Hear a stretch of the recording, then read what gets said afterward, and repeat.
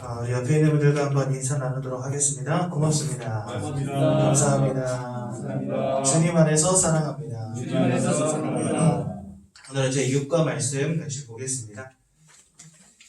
성도의 7가지 축복이라는 제목으로 말씀 나누기 원하고요. 성경은 에베소서 1장 3절인데 에베소서는 신약 성경이 있어요.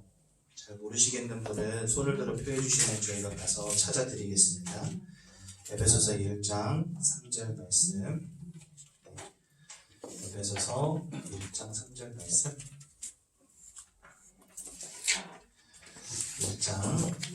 에베소서 1장 3절 말씀.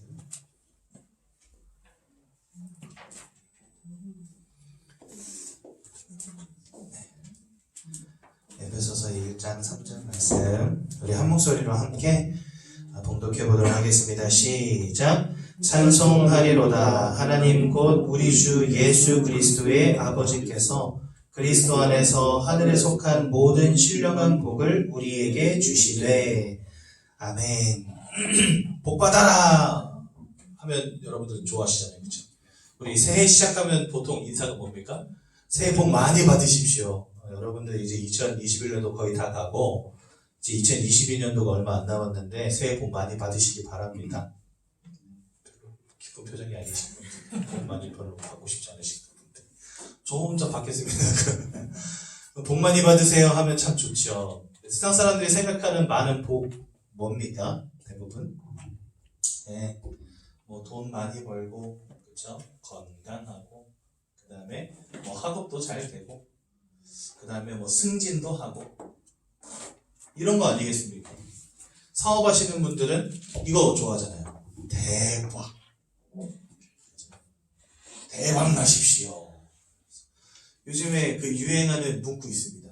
어떤 그 화환 같은 거 보내면은요, 요즘에 유행하는 문구 하나 있거든요. 예를 들어서 뭐 오픈하시는 곳이 무슨 이렇게 음식점이다. 그러면 뭐 음식계의 그 누구죠? 만수르가 되십시오. 뭐 이런 거. 그러니까 한마디로 대박 나라는 거, 이런 거. 그쵸? 뭐 이거 싫어하는 사람들이 있습니까? 돈, 건강, 학업, 승진, 대박. 여러분들 2022년도에는 요것 중에 하나라도 제대로 걸리면 좋겠다 이런 생각 하시잖아요. 그쵸? 저도 이런 거 참 좋아합니다. 나쁜 거 아니니까. 그쵸? 근데 문제는 뭐냐? 이 좋은 것이 과연 우리에게 진리가 되어줄 수 있겠는가 하는 부분들입니다. 여러분들 여기 있는 모든 것들 다 가지면 행복하겠습니까? 인생이. 저는 과거에 그럴 줄 알았어요. 어렸을 때 저희 집은 찢어지게 가난했으니까. 그래서 저는 유일한 소망이 돈 많이 벌고 성공하는 거였어요. 진짜 한마디로 흙수저가 금수저 되는 그런 대박을 꿈꾸며 살았거든요. 중고등학교 때 나름 공부도 그래서 열심히 했던 것 같아요. 성공하고 싶어서. 그런데 내 의지와 내 노력과 내 열심과 상관이 없는 문제가 어느 날 저에게 오더라고요. 그때는요, 이 영적인 세계에 대한 아무런 지식이 없었어요. 내가 영적 존재라는 것도 모르고 영적인 세계가 존재한다는 것도 몰랐습니다. 그냥 내가 공부 열심히 해서 돈 많이 벌면 그게 행복이다라고 여기면서 살았던 시절이었습니다. 근데 어느 날 저에게 내가 원치 않는 영적인 문제가 팍 들어오기 시작하는데 삶이 무너지기 시작하는데 이거 브레이크가 없더라고요. 인생이 막 무너지기 시작하는데. 여러분들 제가 중앙대학교 영어영문학과 진학했다가 2년 만에 퇴학당했거든요. 왜 퇴학당했냐? 학교도 안 가고 숙제도 안 내고 시험도 안 쳤어요. 뭐 하냐고 그랬냐? 여러분 제가 프로게이머가 1000명인 줄 알았던 게임 중독자였습니다. 대학 들어가자마자 게임에 한번 손 댔다가 게임에 완전 중독되어가지고요. 인생의 8년을 버렸거든요. 그때 20살부터 28살까지. 얼마나 게임했냐? 학교에서 잘렸어요. 너는 우리 학교 오지 마. 학사경고 2번 연속 받고 퇴학당했거든요.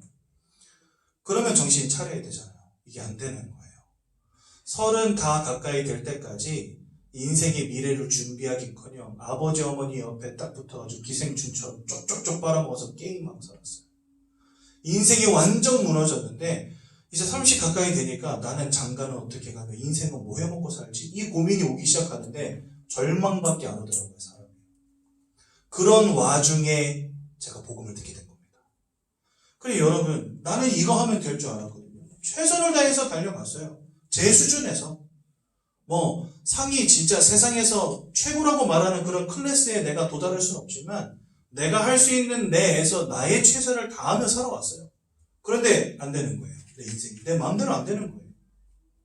어느 날 다 무너지기 시작하는데 걷잡을 수가 없더라고요. 저는 한 번도 여기에 도달해 본 적이 없으니까 이거 가진들 행복하겠습니까? 여러분들한테 말할 만한 자격은 없는 사람이에요. 그런데 세상을 보니까 이런 거 다 가진 사람들도 결코 행복하다고 말하기는 쉽지 않을 것 같아요. 강남의 펜트하우스 살면서요, 자살을 생각하는 아주머니들 꽉 찼습니다. 왜 그렇습니까? 남편이 돈 그렇게 잘 벌어오는데 인생에 행복이 없고 낙이 없어서 약으로 밤을 보내는 분들, 술로 밤을 보내는 분들 굉장히 많단 말이죠. 인생은 왜 이렇게 좋은 것들을 다 가져도 행복을 찾을 수 없냐 말이죠. 그거 참 희한한 것 아닙니까? 왜냐? 좋은 것이지만 진리가 될 수 없기 때문에 그렇습니다. 이 말을 여러분들 잘 기억하셔야 돼요. 이게 나쁘다는 게 아닙니다. 이게 가치 없다는 게 아닙니다. 참 가치 있고 좋은 것들이지만 좋은 것일 뿐입니다. 우리의 인생에 진짜 답은 되어질 수 없다는 것입니다. 왜냐? 인생은요, 60만 가지고 있지 않아요. 인생은요, 마음만 있지 않습니다. 인생은 가장 중요한 영혼이라는 것을 가진 존재입니다. 내가 그냥 한평생 건강하게 잘 사는 것도 참 중요하고 내 마음의 평안함을 누리는 것도 참 중요하지만 여러분들 이 영혼을 향한 답을 찾지 못한다. 인생에서 가장 중요한 퍼즐 조각 하나가 빠져있는 것과 마찬가지예요. 거의 붙잡았다고 생각했는데 늘 아니야. 왜 그럴까요? 가장 중요한 퍼즐 조각 하나가 빠져있는 거예요. 뭔가 이것만 조금 더 하면 될 것 같은데 막 될 듯한데 안 돼. 인생의 가장 중요한 퍼즐 조각 하나가 빠져있기 때문에. 그래서 여러분들, 내가 영적인 존재라는 것을 발견하는 것에서부터 인생의 참된 행복과 인생의 답이 찾아지기 시작하는 겁니다. 세상은요, 이 부분을 간과하기 때문에 세상에서 답을 찾을 수가 없어요. 그 누구도 여러분들이 영혼을 가진 영적 존재라는 것을 가르치지 않습니다. 그거 다 미신이라고 가르칩니다. 그거 다 헛소리라고 가르칩니다. 그렇죠? 근데 사람은 분명 영혼을 가진 영적 존재거든요. 그래서 여러분들, 내가 영적 존재라는 것을 인정하고 거기서부터 내 인생을 바라보기 시작해야 이전까지 보이지 않던 중요한 것들이 보이기 시작하는 거예요. 이것을 간과한 채 살아간다면 이게 최고가 맞습니다. 하지만 이거 아무리 해봐도 답이 되지 않습니다. 왜요? 인생은 영적 존재이기 때문에. 그래서 여러분들, 오늘 제가 여러분들에게 드리는 이 말씀을 진짜 주의 깊게 한번 들어보세요. 앞으로 10주 동안 저와 같이 여기서 계속 말씀드릴 분도, 들을 분도 계시지만, 한 번 듣고, 별거 아니네. 이러고서 더 이상 안 오실 분들도 있을 수 있거든요. 하지만 단 한 번 들으시더라도, 한 번 집중해서 제가 하는 말이 뭔가 들어보시라는 거죠. 그렇다면, 왜 자꾸 여러분들은 영적 존재다라고 제가 강조하냐? 세상 그 누구도 가르치진 않지만 성경만이 하나님께서 사람을 그런 존재로 창조하셨다라고 말씀하고 계십니다. 그게 창세기 1장 27절과 28절에 보면 잘 나와 있거든요. 하나님께서 하나님의 형상을 따라 우리 사람을 창조하셨다 되어 있는데 이게 바로 우리를 영적 존재로 만드셨다는 증거입니다. 그러면 영적 존재인 우리는 다른 피조물들과 어떻게 다릅니까? 영적 존재이기 때문에 영적 행위를 합니다. 여러분들 지금 이 시간에 나와서 여기서 제 말을 듣고 앉아있는 것 자체가 이미 영적 행위를 한다는 증거거든요. 눈에 보이지 않는 하나님에 대해서 한번 들어보겠다고 지금 나와 계신 거 아니에요. 그렇죠? 세상에 어떤 동물들이 절이 됐든 천주교 성당이 됐든 교회가 됐든 가가지고 예배하고 기도하고 찬양하는 법이 있습니까? 여러분들 등산할 때 등산로 옆에 이렇게 쌓여져 있는 돌탑 그거 원숭이가 와서 쌓았습니까? 아니잖아요. 사람 외에는 무엇인가 보고 드리고 절하고 빌고 하는 존재가 이 땅에는 존재하지 않는다니까요. 그런데 왜 사람은 그렇게 할까요? 이렇게 문명이 발달된 도시 속에 살아가는 사람들만 하는 게 아니라 저 아마존 밀림에 있는 원시 부족들도요. 다른 건 안 해도 이런 제사장 혹은 무속인들이 있다니까요. 왜 사람은 기본적으로 이런 영적 행위를 할까요? 처음부터 그렇게 만들어졌기 때문에 그렇습니다. 그리고 사람은요, 유일하게 창조의 행위를 하는 존재입니다. 이 땅을 창조하신 하나님을 닮았기 때문에 창조의 행위를 하는 유일한 존재가 바로 사람이에요. 그렇죠? 뭐 이런 거 다 누가 만들었습니까? 다 사람이 만든 거거든요. 이거 핸드폰 생겨가지고 저 미국에 있는 사람하고도 얼굴 보고 통화할 수 있게 됐잖아요. 놀라운 발전이죠. 이런 것들 누가 이뤄냈습니까? 사람이 이뤄냈습니다. 한마디로 무에서 유를 창조해낸 거예요. 그렇죠? 이게 왜 가능할까요? 네. 창조주이신 하나님을 닮았기 때문에 영적 행위를 하는 유일한 존재, 창조의 행위를 하는 유일한 존재가 바로 사람이라는 거예요. 그 여러분들 동물들은 어떻습니까? 동물들은 창조하지 않습니까? 창조해내긴 합니다. 그렇죠? 제비도 제비집을 짓고 비버도 댐을 짓고 삽니다. 그런데요, 모든 비버가 다 똑같이 댐을 짓습니다. 제비는요, 다 진흙과 지푸라기로 짓습니다. 수천 년 전에도 그랬고 앞으로 수만 년 후에도 그럴 겁니다. 왜요? 걔네들은 본능 따라 그렇게 살아가는 존재들이에요. 그거 창조라고 말할 수 있을까요? 여러분들 동물원에서 굉장히 재밌는 실험이 있었어요. 실험이 아니고 비버 사육사가 들려주는 얘기예요. 비버들은요, 댐을 지으면 그때 댐을 가지고 나면 그때부터 일을 전혀 하지 않는답니다. 근데 동물원이니까 사육사들이 밥을 제때제때 줄 거 아니에요. 여러분 아무 짓도 안 하고 밥만 제때 먹으면 어떻게 되죠? 몸매가 저처럼 아름다워집니다. 비버가 살찌면은요, 관절염도 오고, 그 다음에 당뇨도 오고 해요, 얘네들도요. 그렇잖아요. 고지혈증도 오고. 그럼 이제 금방 죽는 거예요. 그러면은 사육사 입장에서 어떻게 해야 되죠? 운동시켜야 되잖아요. 운동시키는 가장 좋은 방법은 댐을 박살내는 겁니다. 그래가지고 비버가 열심히 물어다가 댐 지어놓고 이제 좀 쉬어야지 하면 이제 들어가서 다 무너뜨리는 거예요. 그럼 비버, 그거 되게 재밌어요. 무너뜨릴 때 비버 표정이 이러면서 봅니다. 그럼 이제 좀 이따 다시 댐을 쳐요. 물고 가가지고 또 놓고, 그래서 좀 쉬어야지. 그러면 또 사육사가 한 이틀 있다가 또 와서 부시면, 그럼 얘가 또. 그럼 비버가 이렇게 생각할까요? 아, 이게 나무를 지니까 얘가 자꾸 부시는구나. 시멘트와 벽돌로 한번 만들어 보자. 이런 생각 비버가 할까요? 죽어도 못합니다. 하루에 15번을 때려 부셔도요, 하루에 16번을 그렇게 댐을 짓는 녀석이 비버입니다. 여러분, 그건 창조가 아니죠. 저 같으면 한두 번만 부셔도, 여러분 옛날에 막 놀이터 이런 데서 그 손 놓고 모래 이렇게 쌓아가지고 손 쏙 뺀 다음에 이거 우리 모래지, 우리 집이야 했는데, 그것만 밟고 지나가도 가가지고 막 대판 싸우고 했는데, 비버는요, 하루에 자기 댐을 15번을 부셔도 16번을 짓는다니까요. 왜 그럴까요? 물론 동물이 감정이 없다, 생각이 없다, 제가 그걸 말하고 싶은 게 아닙니다. 얘네들은요, 기본적으로 창조라는 능력을 갖추지 못한 존재들이라는 거예요. 왜 사람들은 왜 특이하게 이런 창조의 행위를 할까요? 창조주 하나님을 닮았어요. 그 능력을 닮았어요. 무슨 말인지 이해가 되시죠? 그 하나님이 처음부터 사람을 이렇게 특별한 존재로 지으셨다는 겁니다. 그러면 그 이유가 무엇이겠습니까? 다른 이유는 없습니다. 영적인 존재이기 때문에 영이신 하나님을 알고 하나님과 함께하는 축복 가운데 살지 않으면 안 되는 거죠. 여러분, 이게 왜 중요하냐면요. 보세요. 날씨가 추우면 두꺼운 옷을 입어야 되잖아요. 여러분들 만약에 반팔 입고 돌아다니면 분명히 콧물 흘리고 감기 걸립니다. 육신은요, 무엇인가 영향을 받는다는 거예요. 마음도 마찬가지입니다. 여기 뭐 커플들도 와 계신데, 우리가 뭐 서로 사랑해, 좋아해 이렇게 말해주면 서로 좋지만, 네 못생겼어 이러면 기분 좋습니다. 내 마음도 영향받는다는 거예요. 하물며 우리 영혼이겠습니까?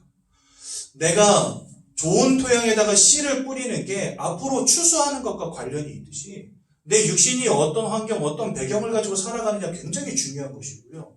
내 주변에서 나에게 힘을 주고 위로를 주고 사랑한다고 말해주는 사람과 함께하는 것과 그 모든 사람들을 잃어버린 채 혼자 살아가는 것은 분명히 다릅니다.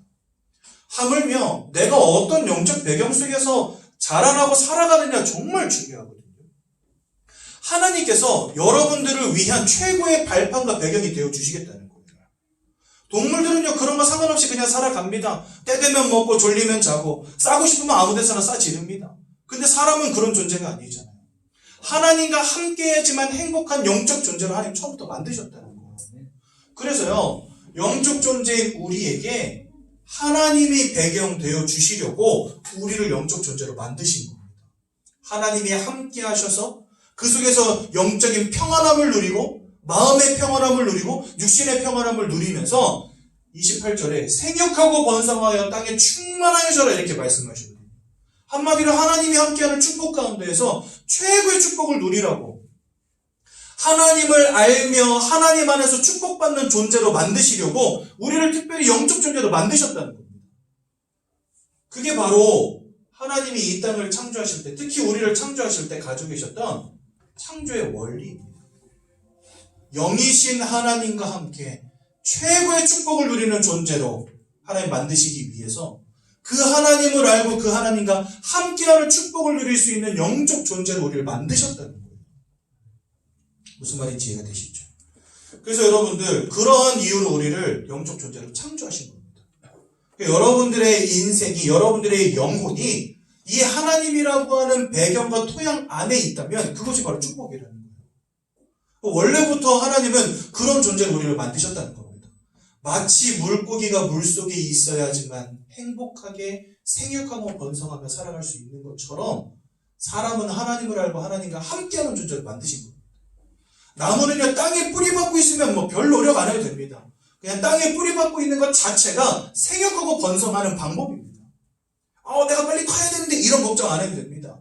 땅에 뿌리 박고 태양빛이 적절하게 비춰진다. 나무는요, 알아서 잘 자랍니다. 가장 핵심은 땅에다가 뿌리를 박고 있어야 된다는 거예요.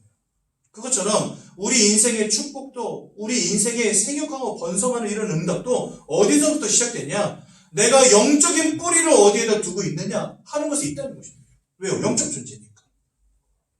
그래서 여러분들, 이러한 창조의 원리 속에 하나님과 함께 해야지만 행복한 존재로 하나님 사람을 만드셨다는 거예요. 그런데 어느 날 아주 중대한 근본적인 문제가 일어나게 됩니다. 어떤 문제냐?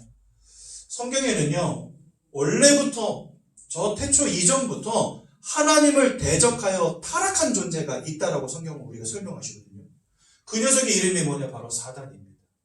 이 사단이 창세기 3장 1절에서 6절에 보니까 하나님이 따먹지 말란 선악과를 따먹는 원죄를 짓게 만들어요. 왜 하필이면 사단은 이 원죄를 짓게 만들었을까? 그게 중요하죠. 사단은 하나님께 대적한 존재입니다. 그래서요, 하나님의 형상을 따라 창조된 인간의 대적이기도 합니다. 그런데 이 인간을 무너뜨리는 방법으로 질병을 줄 수도 있잖아요. 그렇죠?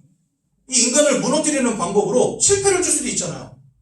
다치게 할 수도 있잖아요. 마음에 상처를 줄 수 있잖아요. 그런데 이 녀석이 택한 것은 뭐냐? 근본적으로 하나님과 함께 해야지만 살 수 있는 존재이기 때문에 그 하나님을 잃어버리게 만들어버린 겁니다. 예를 들어서요, 물고기는 물을 떠나는 것이 사막이죠. 물 속에 있으면 떡밥을 먹어도 되고, 다른 물고기를 잡아먹어도 되고, 풀을 뜯어 먹어도 되고, 심지어 그냥 돌바닥에 깔려있는 이끼 같은 거를 쪽쪽 빨아먹어도 됩니다. 충분히 삽니다. 사료 같은 거 주지 않아도 물고기 혼자 물속에서 충분히 살아요. 중요한 것은 물 속에 있어야 된다는 거죠. 그 물고기를 죽이는 가장 쉬운 방법은 물 밖으로 꺼내내면 됩니다. 그럼 대번에 죽어버립니다. 사단도요, 여러 가지 방법들을 택할 수가 있어요. 때로는 누구에게 실패도 주고 질병도 줄 수 있지만 그 인생을 가장 처절하게 확실하게 멸망시키는 방법은 하나님을 잃어버리게 만드는 겁니다. 그런데 그 하나님을 잃어버리게 만드는 방법이 뭐냐? 바로 원죄라고 하는 거예요. 하나님은 죄와 상관이 없는 분이시기 때문에 죄와 함께 하실 수 없어요. 죄 가운데 빠진 인생과 함께 하실 수 없는 거예요. 그래서 인생이 사단에게 속아서 하나님이 따먹지 말란 이 선악과를 따먹는 원죄 가운데 빠지자마자 하나님과 완전히 단절돼 버리는 문제 가운데 빠지게 됩니다. 하나님과 함께 해야만 살 수 있는 존재인데 하나님을 잃어버리게 된 거죠. 그래서 우린 이것을 뭐라고 하냐? 인생의 근본적 문제라고 합니다. 여러분들 지금 인생에 어떤 문제가 와 계신지 저는 알지 못해요. 어떤 사람은 경제의 문제, 어떤 사람은 인간관계의 문제, 어떤 사람은 사업이 실패하고, 어떤 사람은 질병의 문제가 와 있고, 어떤 사람은 마음과 생각의 문제가 와 있을 수도 있습니다. 하지만 그 모든 문제들보다 더 근본적이고 큰 문제는 뭐냐? 그런 문제들이 여러분들에게 올 수밖에 없는 근본적인 문제가 있다는 거예요. 하나님을 잃어버린 순간부터, 하나님을 떠난 순간부터 인생은 고통 가운데, 재앙 가운데, 저주 가운데 빠지게 된 겁니다. 마치 물 밖에 나온 물고기처럼. 여러분들, 이런 영적인 원리를 먼저 이해하시는 게 굉장히 중요합니다. 내가 누구냐를 이해할 때 세상이 보는 기준으로만 보셔는 안 된다는 거예요. 세상은 뭐라고 말합니까? 생각하는 동물, 사회적 동물. 이게 세상에 말하는 사람이잖아요. 그렇죠? 여러분, 세상에서 한 번이라도 여러분들이 영적 존재 외에 영혼을 가진 존재다라는 것을, 그런 가르침을 받아보신 기억이 있습니까? 없습니다. 세상이 인정하는 사람은요, 오직 어디까지냐? 육신을 가진 존재, 마음과 생각을 가진 존재, 이성을 가진 존재. 여기까지가 끝입니다. 그 외의 영역은요, 다 비상식적인 것이라고 인정해요, 세상은. 오죽하면 프랑스의 어떤 과학자들은, 프랑스인지 이탈리아인지, 아무튼 저 유럽의 어떤 과학자들은요, 사람들이 말하는 그 영적인 귀신을 본다라든지 이런 것들이 사실은 정신문제라고 생각하고, 또한 그것도 그냥 물질 세계의 일부분일 것이다 생각하고 귀신을 보는 기계를 만들어서 봤대요, 자기들이. 그만큼 영적인 부분을요, 굉장히 뭐랄까, 아무것도 아닌 것으로 치부하든지 아니면 물질 세계의 일부분이라고 이야기합니다. 성경이 말씀하시는 거하고는 완전 반대죠. 그렇죠? 성경은 우리에게 뭐라고 말씀하시냐? 처음부터 우리는 영혼을 가진 영적 존재다라고 말씀하시는 거예요. 그래서 여러분들, 세상의 가르침과 세상의 진리를 따라가서는 절대로 인생의 답을 찾을 수가 없는 겁니다. 우리가 어렸을 때부터 들었던 세상의 진리는 뭐죠? 공부 열심히 하고 착하게 살아, 그럼 그게 행복이야. 이게 세상의 답이잖아요. 착하게 살아, 그러면 너 나중에 또 좋은 사람으로 다시 태어나. 이게 세상의 진리 아닙니까? 그렇죠? 이런 영적인 원리는 전혀 이해하지 못한 채 그냥 나름대로 본인들이 가지고 있는 생각. 그렇죠? 그게 지금까지 우리가 옳다고 여기고 따라왔던 거예요. 그래서 여러분들, 오늘 성경이 말씀하시는 인간의 실존이 무엇인가를 오늘 바로 깨달으셔야 됩니다. 하나님 나를 영적 행위를 하는 영적 존재로 만드셨고, 그 이유는 영이신 하나님과 함께 최고의 축복을 누리는 존재가 되라고 그러셨다는 겁니다. 그런데 이러한 축복을 깡그리 잃어버리는 근본적인 문제가 성경에 보니까 일어났다는 것입니다. 그 결과로 모든 사람들은 지금 어떠한 문제 가운데 빠지게 되었냐? 첫 번째, 마귀의 자녀가 되었다라고 말씀하십니다. 근데 사실은요, 마귀의 자녀라 되어 있지 않고 영어로는 belong to라고 되어 있습니다. 여러분, belong to 뭔지 아시죠? 어디에 속하여 있다. 그러니까 여러분들의 영적인 소속 자체가 사단에게 속한 자가 되었다고 성경 말씀하세요. 요한복음 8장 44절에 너희는 너희 아비에게서 났다라고 말씀하시고요. 요한일서 3장 8절에는 죄를 짓는 자마다, 이 죄를 짓는 자마다 마귀에게 속하여 있나니, 이렇게 분명히 말씀하십니다. 즉 우리가 하나님을 떠난 순간부터 이 마귀에게 사로잡힌 인생이 되었다는 겁니다. 이것을 세상말로 말하면은요, 운명과 사주팔자라고 합니다. 여러분, 운명 쉬이 바꿀 수 있습니까? 내 힘으로 내가 노력한다고 되어집니까? 어떤 사람은요, 이름 바꾸면 운명이 바뀌어진다라고 이야기합니다. 아니요, 여러분, 운명은 바뀌지 않습니다. 그래서요, 무속인들도 뭐라고 말하냐면, 운명은 바꿔줄 수 없지만 그 운명을 조금씩 이렇게 틀어서 운은 띄워줄 수 있다, 이렇게 이야기는 합니다. 그만큼 여러분, 이 운명이라고 하는 문제는요, 내 힘으로 어찌할 수 없는 문제고요. 즉 무엇인가 나는 결정되어지고 갈 수밖에 없는 길을 가고 있다는 겁니다. 그게 운명이에요. 그러니까 여러분들의 미래와 여러분들의 살아가는 모든 인생의 과정들이 이미 정해져 있다는 겁니다. 그걸 운명이라고 하거든요. 혹은 사주팔자라고 합니다. 이 땅에 살아가는 모든 사람들 바로 여기에 다 붙잡혀 있는데, 이 운명과 사주팔자의 주관자가 누구입니까? 네. 바로 하나님을 대적하여 하나님을 떠나고 인생을 하나님을 떠나는 문제 가운데 빠지게 만들었던 이 사단 마귀가 바로 이 운명과 사주팔자의 주관자인 것입니다.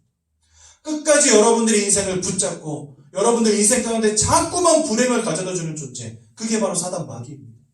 여러분들이 인생을 헛살아서 아닙니다. 최선을 다해서 살지 않아서가 아닙니다. 부모님을 이상한 분 만나서가 아닙니다. 여러분들이 인생에 무너지고 실패하는 이유, 그 이면에는 여러분들의 인생을 무너뜨리고 실패시키고 박살내기를 원하는 영적 존재가 존재한다는 거예요. 그 녀석의 이름이 바로 뭐냐? 바로 이 마귀라는 거예요. 그런데 그 마귀에게 사로잡힌 인생이 되었다. 어떻게 행복합니까, 여러분? 요한복음 8장 44절에는 그 녀석을 살인자요 거짓말쟁이라고 표현하시고, 또 요한복음 10장 10절에는 강도 도적이라고 표현하십니다. 모든 것을 빼앗는 존재, 모든 것을 죽이는 존재, 모든 것을 멸망시키는 존재라고 성경 말씀하십니다.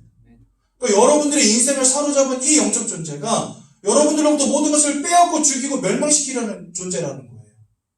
내가 얼만큼 열심히 살았냐, 최선을 다했냐, 이것과 상관이 없이 여러분들의 인생을 무너뜨리는 영적 존재가 있다는 겁니다. 여러분 지금 돈 번다 되겠습니까? 여러분들이 공부 열심히 한다고 이 존재가 여러분들 떠나가겠습니까? 여러분들의 인생을 사로잡은 그 녀석을 내가 공부 열심히 하고 실력을 갖춘들 이길 수 있겠습니까? 안 된다는 거예요, 안 된다는 거예요. 절대 해결 불가능한 영적인 문제 가운데 모든 사람들이 다 붙잡히게 된 겁니다. 돈으로도 안 되고 실력으로도 안 되고 선행으로도 안 되고 내 노력으로도 안 되고 열심으로도 안 되는 인생의 절대 불가능한 문제에 붙잡힌 겁니다. 그러면서 뭐하게 만드냐? 우상 숭배하게 만들어버리는 거예요.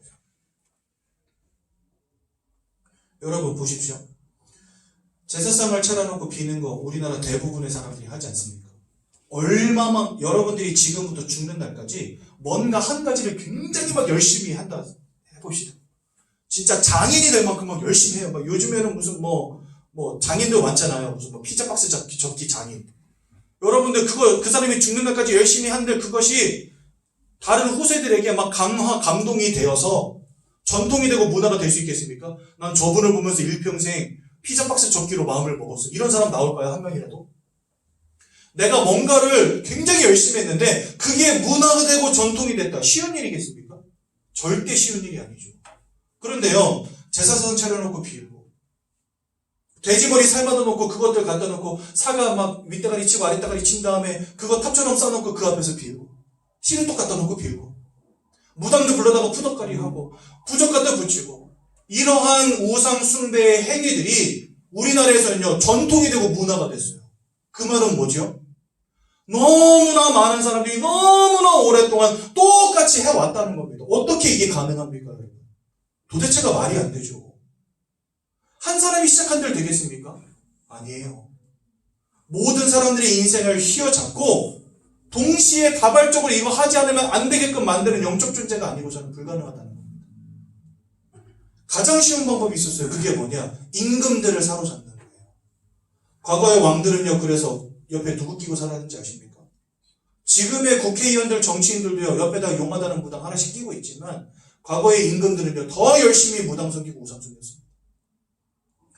그러니 그런 것들이요, 전통이 되고 문화가 되어졌는데, 성경은요, 뭐라고 말씀하시냐? 고린도전서 10장 20절.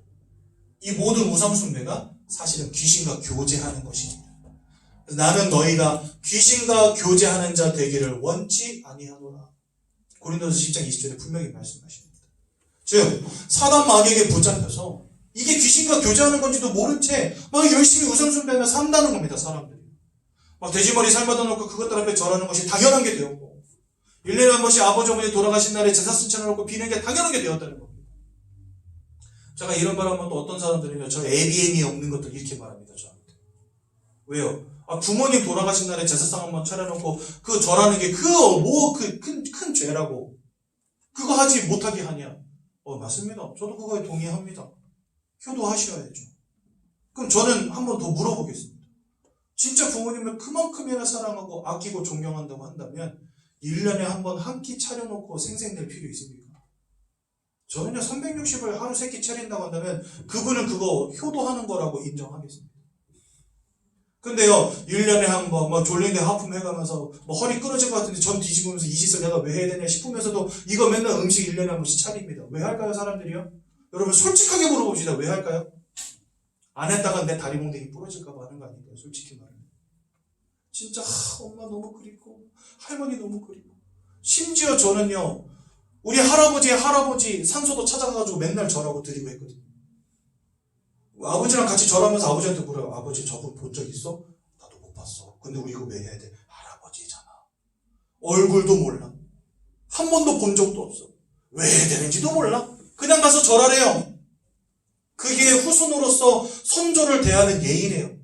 그 말은 이해하지만 진짜 예의 차리고 정말 효도한다고 한다면 1년에 한 끼 해서는 안 되겠죠. 그렇죠?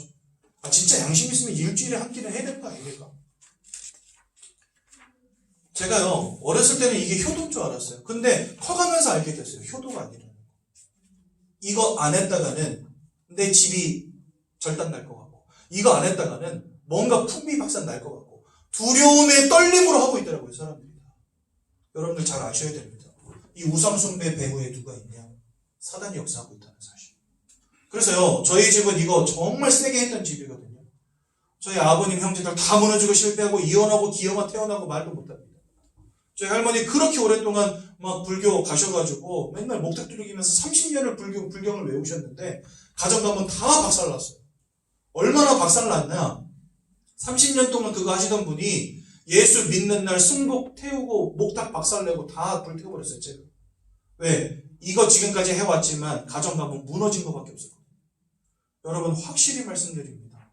성경은 이것이 결국 효도가 아니라고 가르칩니다. 오히려 그 배후에 눈에 보이지 않는 영적 존재들이 역사한다라고 가르칩니다. 그래서 여러분들 가정과 가문의 제사, 우상숭배 빨리 끊어내야 됩니다. 그건요 효도가 아니에요. 효도는 뭐냐? 살아계실 때 잘하는 거예요. 많이 찾아뵙고 전화도 많이 드리고. 제가 제일 못하는 게 그거거든요. 심지어 어느 정도냐, 제 아내한테 전화해서 감사 잘 있냐라고 물어보세요, 저희 엄마가. 제 아내는 자주 통화를 하거든요, 저희 엄마나 저희 아버지. 저는 뭐 생전 봐도 집에 전화 한 번 안 하니까, 항상 바쁘다는 핑계로 전화 한 번 안 하니까 저랑은 통화 거의 안 하세요. 가끔 저한테 전화 와요. 그럼 전화 오면 내용이 다 뭔지 아세요? 열이면 열 내용이 뭔지 아세요?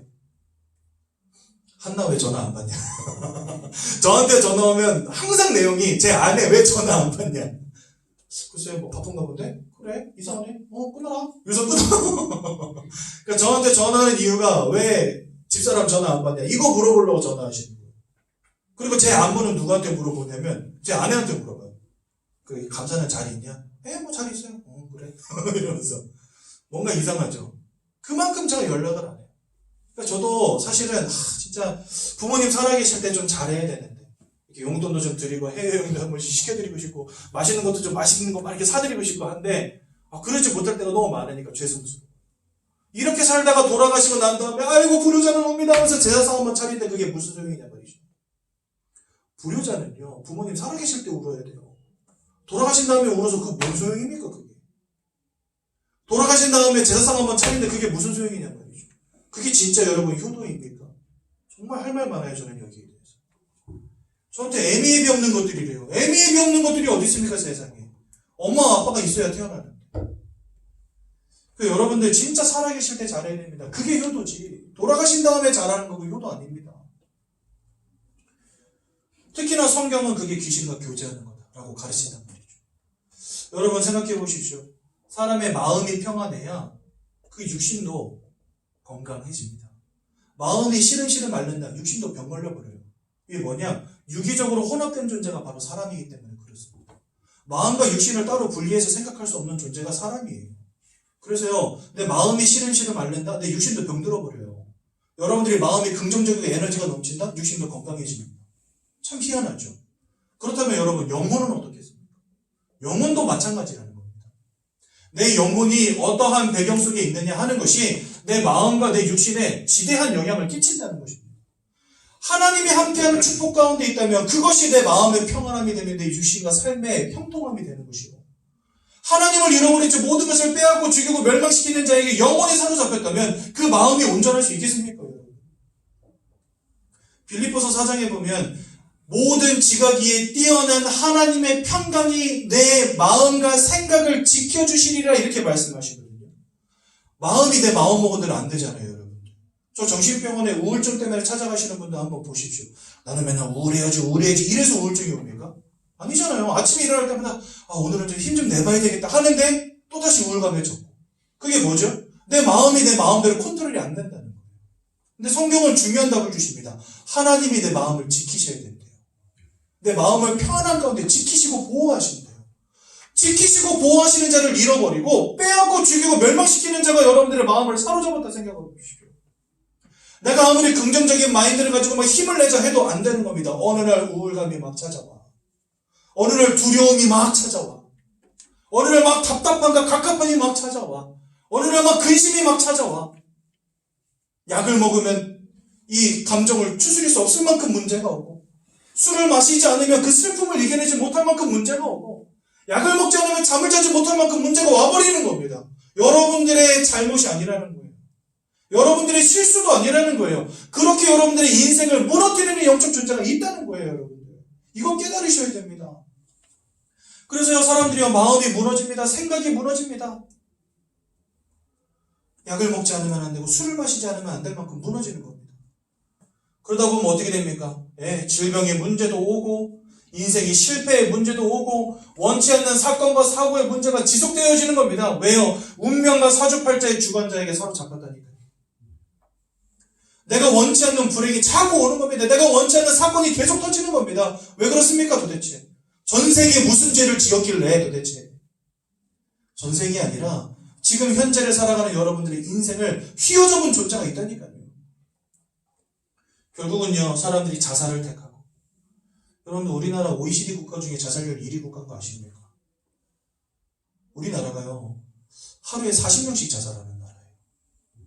그럼요, 1시간에 2명씩 자살한다는 거잖아요. 지금 저랑 같이 예배드린 이 1시간 동안에도 우리나라 전국 어딘가에서는 2명이 또 손목을 그었든지 목을 매달았든지 독극물을 마셨습니다.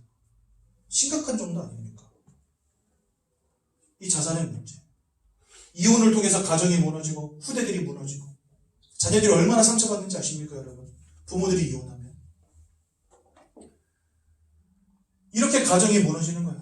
사람들이요, 진짜 트라우마에 시달릴 수밖에 없고 사람들이 진짜 상처 가운데 살아갈 수밖에 없는 인생의 문제가 지속되어지는 겁니다. 그래서 한국 사람들 밖에 나가 보십시오. 다 이러고 다녀요. 웃고 다니는 사람 한 명이라도 봤습니까, 여러분들? 밖에 나가서 길 걸어보십시오. 아, 너무 좋아. 이러면서 웃고 다니는 사람도 한 명이라도 봤어요? 이런 사람은 한 명도 없어도 10중 8구로 다 일어나요. 뭐가 맨날 안 돼? 뭐 힘들어. 왜 인생이 이렇게 무너지고 부서졌을까요? 누구의 잘못도 아니라는 겁니다. 하나님을 잃어버린 것에서부터 사단에게 사로잡힌 문제 가운데 더 큰 문제는 뭐냐? 히브리서 9장 27절에 사람이 한 번 죽는 것은 정하신 것이요 그 이후에는 심판이 있다 말씀하십니다. 근데 심판의 방법은요, 참 특이합니다.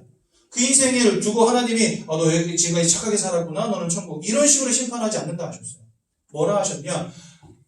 내 안에 아들이 있는 자에게는 생명이 있고 아들이 없는 자에게는 생명이 없느니라. 여기서 말하는 아들은 누구냐? 하나님이 이 땅에 보내신 구원자 되신 그리스도 예수를 말합니다.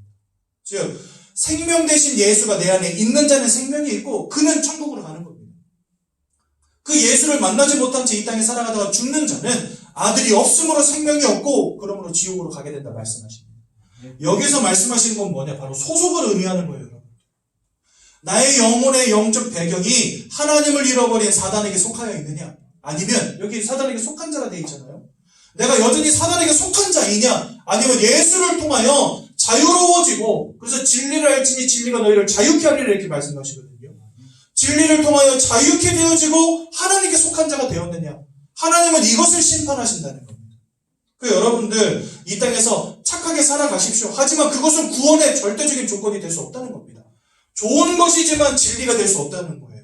착하게 살아라, 선하게 살아라, 선생님 말씀 잘 들어라, 거짓말하지 말아라. 어렸을 때부터 여러분들 교육받고 살았잖아요.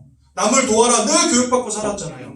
참 좋은 것이지만 그것은 나를 살릴 진리가 될 수 없다는 겁니다. 왜요? 그것으로는 이 문제 해결할 수 없기 때문에.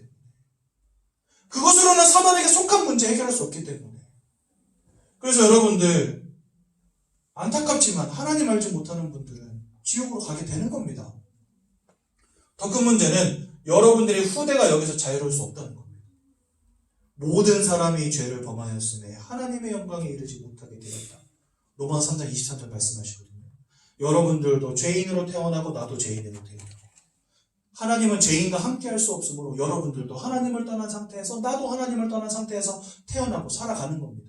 여러분들의 자녀도 예외가 없다는 겁니다.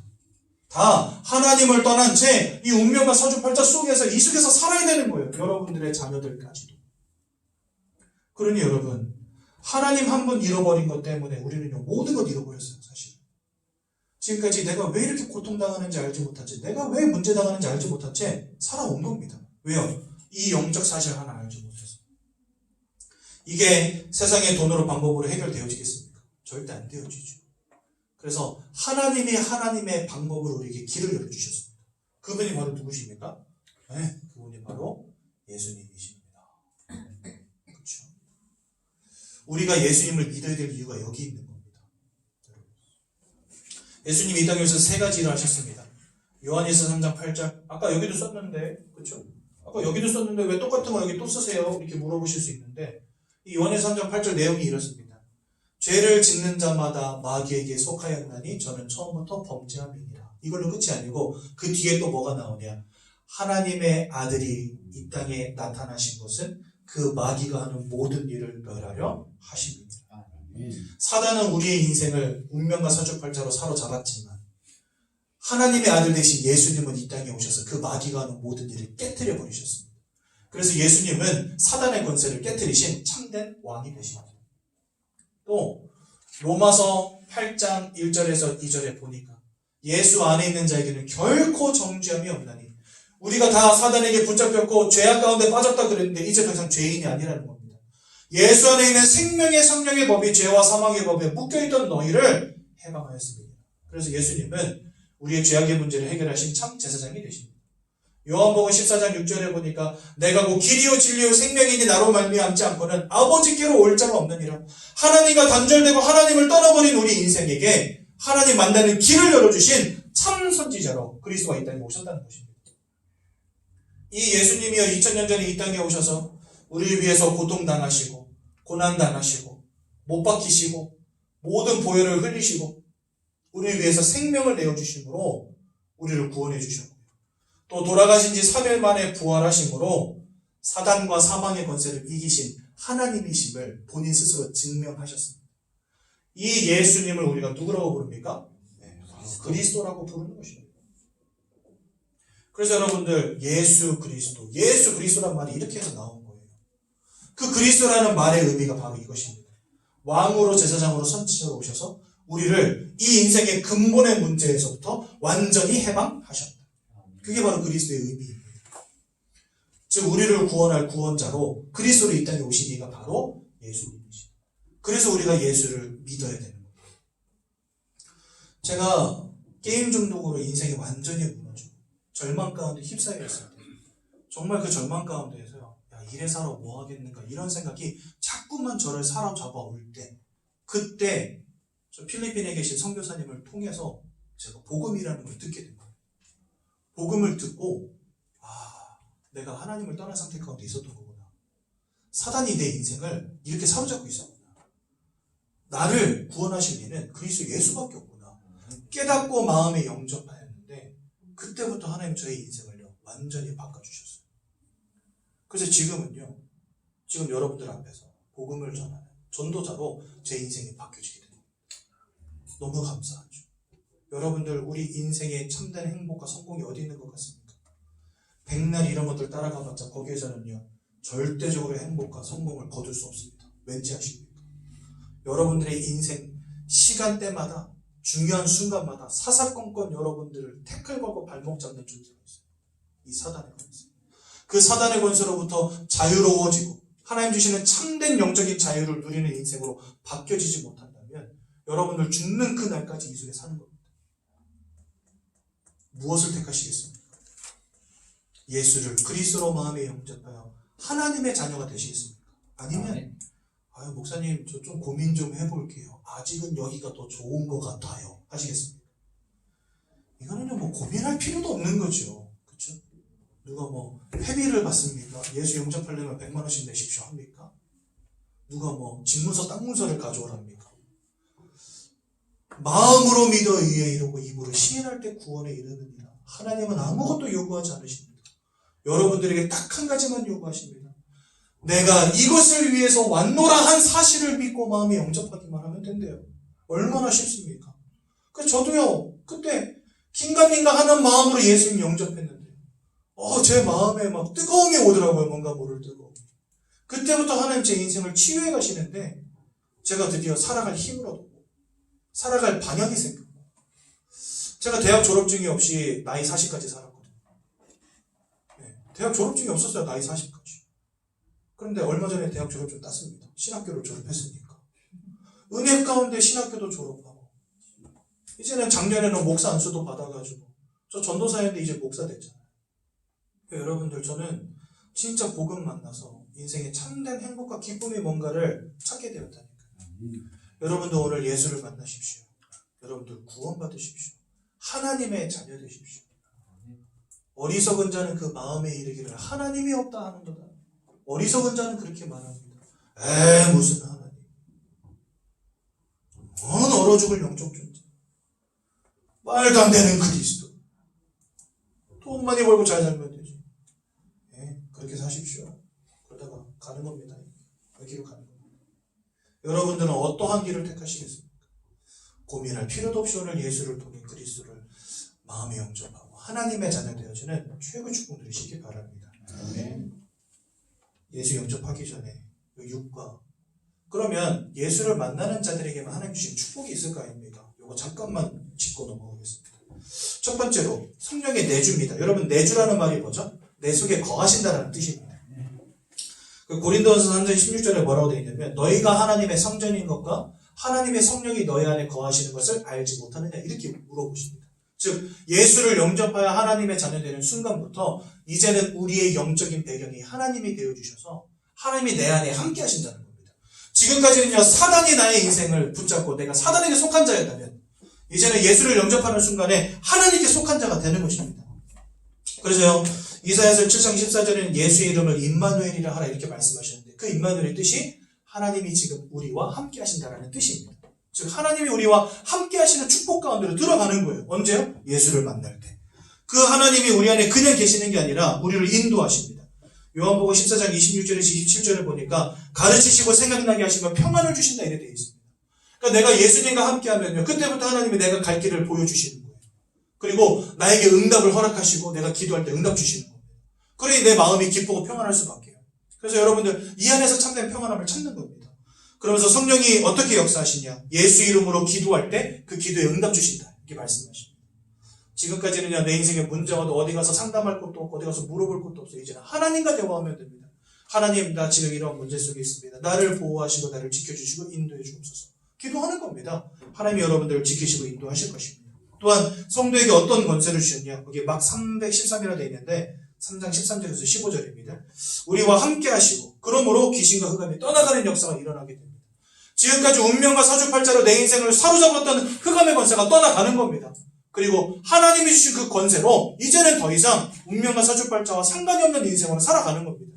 그게 바로 성도에게 주신 권세. 또한 하나님이 히브리서 1장 14절을 보니까 천사는 하나님이 부리시는 영으로서 구원받은 후사들을 위해 하나님이 부리는 영이라고 분명히 말씀하셨어요. 우리가 천사를 오라가라 할 수는 없지만 하나님이 여러분들을 위해서 천사를 파송하십니다. 여러분들이 있는 곳, 여러분들이 가는 곳에 하나님이 천사를 파송하사 지키시는 겁니다. 얼마나 멋집니까? 우리 흔히들 말하는 것처럼 수호천사. 여러분들을 위한 수호천사를 하나님이 부리신다니까요. 기가 막히지 않습니까? 영화 같은 이야기인데, 그죠? 영화가 아니고 실제입니다. 하나님 그렇게 역사하세요. 또한 천국 시민과 하늘나라 배경을 함께 하십니다. 여러분, 우리 대한민국 시민권자죠. 여러분들이 외국에 나가서 사고를 당한다. 그러면요, 그곳에 있는 대사관 직원들이 가장 먼저 움직입니다. 왜요? 대한민국 시민권자니까. 우리 국가가 책임져야 되는 거예요. 하늘나라 시민권자가 되었다. 하나님이 하늘 군대로 동원하시고 하늘의 보좌의 축복으로 여러분들을 지키시는 겁니다. 그게 하늘나라 시민권이라는 말이에요. 또한 여러분들을 세계복음화, 하나님의 계획과 뜻을 이루어가는 데 여러분들 사용하신다는 겁니다. 진짜 가치 없는 인생을 살던 제가 하나님을 만난 순간부터 많은 사람들에게 복음을 전하고 생명을 전달하는 가치 있는 일을 하는 인생으로 바뀌어졌어요. 하나님의 계획을 이뤄간다는 말은 이만큼 멋있는 말입니다. 그래서 이것을 우리는 축복이라고 말하는 거죠. 예수를 만날 때 이러한 7가지 축복이 여러분들에게 오게 되는 것입니다. 그런데도 안 만날 겁니까? 이거 여러분 진짜 토탈 패키지 아닙니까? 하나도 아니고 상품이 7개인데 저 같으면 10번 인정했어요. 이 시간 예수를 마음속에 영접하십시오. 제가 도와드리겠습니다. 저와 함께 두 손을 모으고 기도를 갖고 제가 먼저 기도할 때 저희 기도를 따라서 함께 기도하시고 하나님의 자녀들을 축복 누리시기 바랍니다. 사랑의 하나님, 지금까지 제가 왜 문제 당하는지, 왜 원치 않는 어려움 당하는지 알지 못한 채 살아왔습니다. 이것이 하나님 떠난 문제임을, 이것이 죄와 저주의 문제임을 그것이 죄와 저주의 문제임을 사단에게 사로잡힌 문제임을 사람에게 사로잡힌 문제임을 오늘 깨닫게 되었습니다. 오늘 깨닫게 되었습니다. 이런 저를 구원하시기 위하여 이런 저를 구원하시기 위하여 예수님께서 이 땅에 예수님께서 이 땅에 그리스도로 오셔서 그리스도로 오셔서 십자가에 못 박혀 죽으시고 십자가에 못 박혀 죽으시고 우리를 구원하신 사실을 믿고 우리를 구원하신 사실을 믿고 마음속에 영접합니다. 마음속에 영접합니다. 제 마음속에 들어오셔서 제 마음속에 들어오셔서 저와 함께 해주시고 저와 함께 해주시고 하나님 자녀의 참된 축복을 하나님 자녀의 참된 축복을 누리게 하옵소서. 누리게 하옵소서. 예수님의 이름으로 기도드렸습니다. 예수님의 이름으로 기도드립니다. 아멘. 제가 한번 기도하고 오늘 예배를 마치도록 하겠습니다. 오늘 말씀을 마치도록 하겠습니다. 하나님 은혜 감사합니다. 오늘도 우리에게 복음의 언약의 말씀을 들려주시고 우리가 왜 예수 그리스도를 오직으로 믿어야 하는지 그 분명한 이유를 깨닫게 하시니 감사드립니다. 이제부터 하나님의 자녀의 참된 축복을 누리며 오직 예수의 언약을 붙잡은 성공자로 이 땅 살아가도록 역사하여 주옵소서. 이 모든 말씀 예수님의 이름으로 기도드렸습니다. 아멘.